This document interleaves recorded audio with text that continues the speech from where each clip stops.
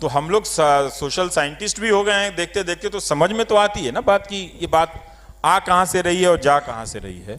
तो बहुत ख़राब है, इसको रोज़ झेलना, गालियाँ बच्चों के बारे में, परिवार के बारे में झेलना। हम सब अपनी माँ को बहुत प्यार करते हैं, सिर्फ उन्हीं की माँ नहीं है कि जो जाके बैंक में लाइन लगा के फ़ोटो खिंचवा लें।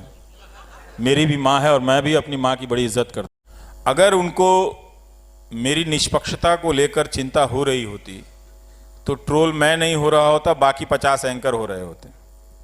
तो उनको मेरी निष्पक्षता की चिंता नहीं है, उनको चिंता ये है कि जब हमने सबको खत्म कर दिया तो ये कैसे बचा रह गया है। तो वो हताश हैं, मेरे बचे होने के को लेकर या मेरे जैसों के बचे होने को लेकर वो हताश हैं।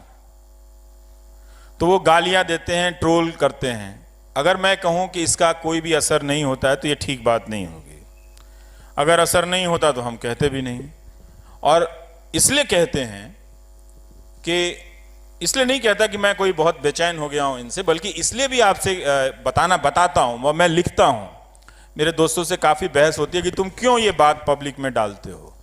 मैं हमेशा कहता हूं कि ये एक एस्टैब्लिश्ड पॉलिटिकल स्ट्रक्चर के तहत हो रहा है, इसलिए पब्लिक में ये बात डालनी चाहिए कि गालियां दी जा रही हैं। बहुत ही वो मारने काटने की गालियां, तर्क वो करना नहीं चाहते हैं। उन्होंने वो बहुत सारे लोग यहीं पे दिखा रहे थे कि एक वकील साहब प्रोफेसर हैं, जानते नहीं मेरे बारे में, लेकिन फोटो लगाए हुए हैं कि एंटी नेशनल है,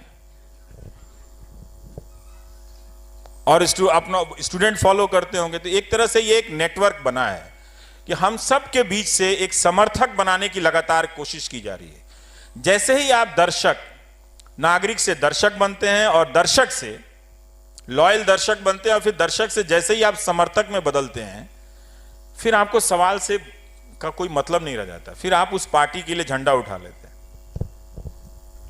और यही प्रक्रिया वो ज्यादा से ज्यादा वो करने की कोशिश कर रहे हैं। तो खूब गालियां पड़ती हैं, धमकियां पड़ती हैं, इससे जिंदगी पर असर पड़ा है। अच्छी बात ये हुई कि घर में बंद रहने के कारण मैं ज्यादा लिखने लगा हूं, तो 25,000 शेयर हुआ ना। हाँ, मैंने पूछा ना कि जब न्यूज चैनल युद्ध का मंच सजा रहे थे तो आप गांधी जी के नाम पर शांति पुरस्कार लेने चले गए। तो मैं बैठ के पढ़ता रहता हूँ, लिखता रहता हूँ, तो ये अच्छी चीज़ें हुई हैं। परिवार के लोगों पे भी असर तो पड़ता ही है कि जब हम परेशान रहते हैं तो ज़रूर हमारे दोस्तों पे भी असर पड़ता है। और हम कोई लोहे के नहीं बने हुए हैं, डर हमको भी लगता है, और जिसको भी डर नहीं लगता उससे थोड़ा सा बचिए, उससे दूर रहिए। जो भी बात बात पे सीना खोल ले, सीना दिखा दे, दूर रहिए। ऐसे बहादुरी नहीं होती है। हर दिन अपने डर को जीतना ही बहादुरी है। हर दिन अपने आप को बहादुर घोषित करना बहादुरी नहीं है। और वो सारे ट्रोल करने वाले, गालियां देने वाले क्यों अंत में जाकर ये सवाल पूछते हैं कि आप एंटी मोदी क्यों हैं? हम कहां एंटी मोदी, हम तो मोदी की मदद करते हैं सवाल पूछ के, ताकि समय पे पता चल जाए।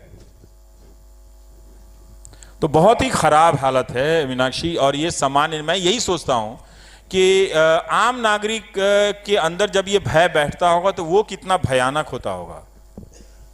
मुझे तो फिर भी इसकी आदत हो गई। अगर आपके फोन पे कोई 4 दिनों तक लगातार हजारों की संख्या में फोन और 3,000 से ज्यादा मैसेजेस भेज दे गालियों के, उनको देखना, उनको डिलीट करना, सबको एक बार में नहीं कर सकता क्योंकि पहले के कुछ मैसेजेस बहुत जरूरी होते हैं, उसको रखना पड़े, इसलिए आप सबको एक साथ बल्क में डिलीट नहीं कर सकते हैं। उनको डिलीट करने के लिए ही मुझे रोज 3-3 घंटे 4-4 घंटे बैठकर ये करना पड़े, तो ये वो काम कर सकते हैं। तो इसीलिए उन्होंने क्या किया है कि इसके जरिए पब्लिक के बीच में ही पब्लिक को एक दीवार बना दिया है। वो इस लड़ाई में अब सामने नहीं है, वो उपदेशक हैं। 7 दिन तक लड़ाई हो जाए, फिर वो कह सकते हैं कि हमारी लड़ाई कश्मीर को लेकर है, कश्मीरी लोगों से नहीं है।